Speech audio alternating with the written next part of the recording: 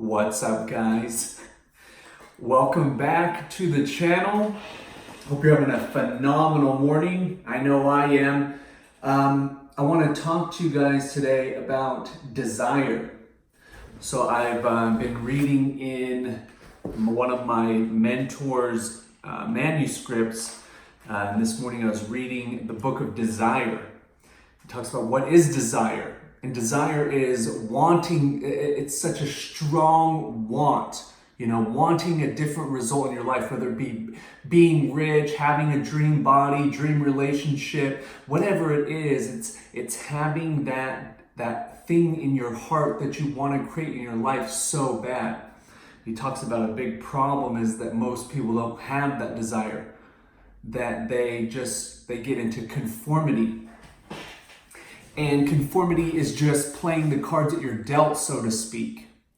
We kind of get into these ruts, we get on to these roads of life, and then we stay on that road even when it becomes miserable. Because even though it's miserable, we still know the results that we get on that road. And that's the ego. So the ego mind wants comfort, it wants security, it wants what it knows is certain. And that's what we get. That's what happens all the time. I know I fell into that. I remember as a kid, my desire, one of my strongest desires has always been to be wealthy. I'm talking wealthy, billionaires. I remember watching Lifestyles of the Rich and Famous back in the 80s and seeing that lifestyle and wanting that compared to the lifestyle I was living. I'd go camping with my dad and he would talk to me. He would always ask around the campfire, what are you going to do when you grow up? What are you going to be when you grow up? And I would always say, I'm going to be rich. And then he'd ask the follow-up question, well, how are you going to do that? And I'd say, I don't know. But that was the desire inside of me. And then I went to high school. I went to high school for a year, but I dropped out of high school in my junior year, and I went straight to work with my dad to be a mechanic. And then I got on that road and I lost my desire. I lost the dream that I had deep in my soul. And I did that for a while. I did that until I was 25 years old. So, almost a decade as a mechanic. I own a mechanic shop with my dad in Salt Lake City, and I thought I was going to do that for the rest of my life. And then I came home from work one day and the book Think and Grow Rich was sitting on my kitchen table. And I'd never read a nonfiction book in my entire life. Remember, high school dropout. I don't even know how to use a comma. And I read that book and it sparked. One of the first chapters in that book is on desire. Having a burning desire. And then reading that book reignited that desire within me to become rich. And I remember quitting working at the family business. I was earning a 6-figure income as a mechanic. And I ventured out to become wealthy. And I got on a new road, equipped with new information. And it talks about that in the book that I'm reading, is that desire is that emotion, it is that force that when you have that burning desire, that it will take you through any and all of the obstacles and the seeming failures that are certainly going to pop up on your journey.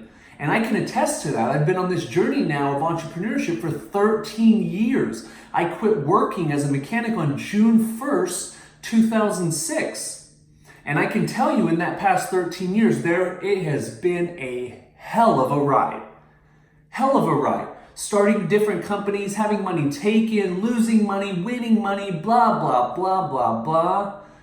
It has been crazy. But the desire has never once waned. In fact, my desire only tends to grow every single day. And so what is it that you desire? What is it in your heart that you want more than anything, that you're willing to burn your bridges, do whatever it takes, wake up early, go to bed late? What is it in you that maybe you lost connection with recently? or over a long period of time. Maybe you're watching this, you're in your late 30s like me, or maybe you're in your 40s or your 50s, and you got in that rut and you lost the connection with that desire. Well, what is it for you? Because it's never too late. It's never too late. You can spark, you can reignite that desire, and that fire, that energy will propel you to a whole new life.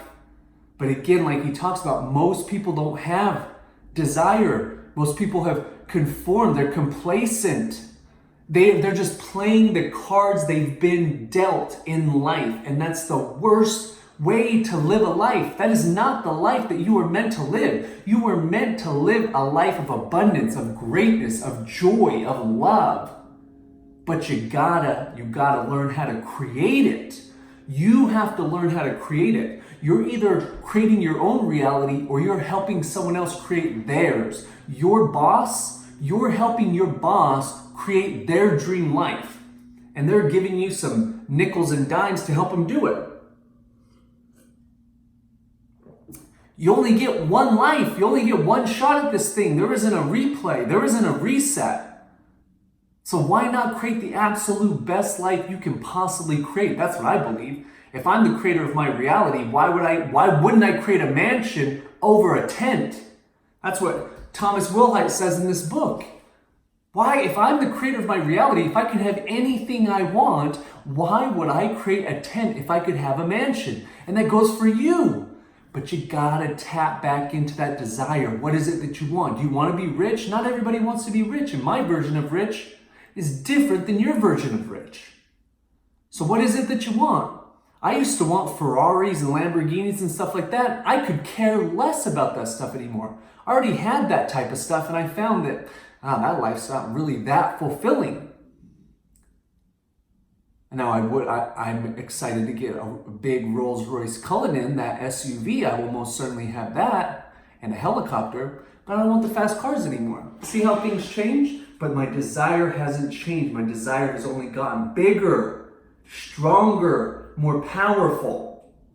So start asking yourself that question. If I could have anything I wanted in this life, what would it be? Or what is the dream that you've had since you were a child that you put away, that you stuffed under #adulting? Huh? Think about that.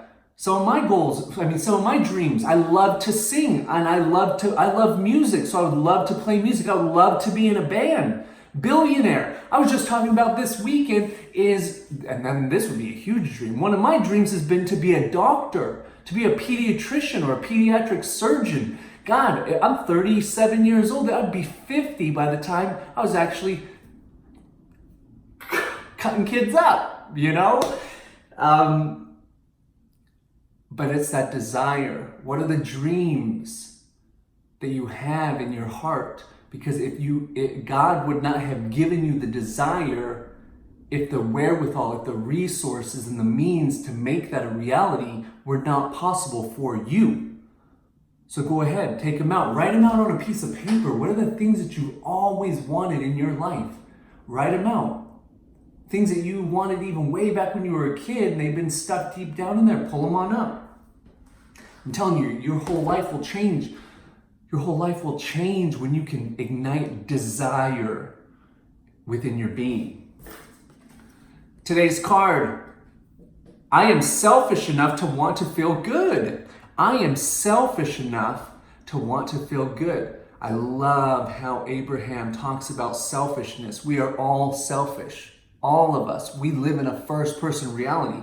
And the first person we're always thinking about is ourself. You cannot perceive life from any perspective other than from that of yourself. Selfishness is the sense of self. Unless you are selfish enough to care about how you feel and therefore direct your thoughts in such a way that you are allowing a true connection to your inner being, your infinite self, you have nothing to give another anyway. Everyone is selfish. It is not possible to be otherwise. How can you make someone else happy if you're not happy? Your own happiness should be paramount. It should be the number one focus in your life. You should always be asking, how can I be and feel happy today? How can I be and feel joyful today? How can I be and feel grateful today? Then once you fill up your own cup, then you can pour onto other people. But so many people come from that, I don't want to think about myself. I don't want to seem selfish. Well, we all think about ourselves.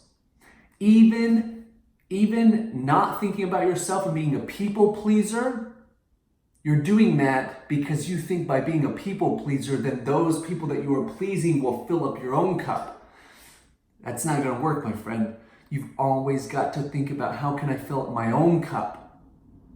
And then once my cup is full, how can I pour into other people? That's selfishness. So I am selfish enough to want to feel good. I hope you have a great day today. Just like I said, these videos are going to keep getting better. I feel like they've even gotten better in the past few days. Kind of just getting momentum. We'll talk about that soon. Hope you have a great day, and I'll see you tomorrow.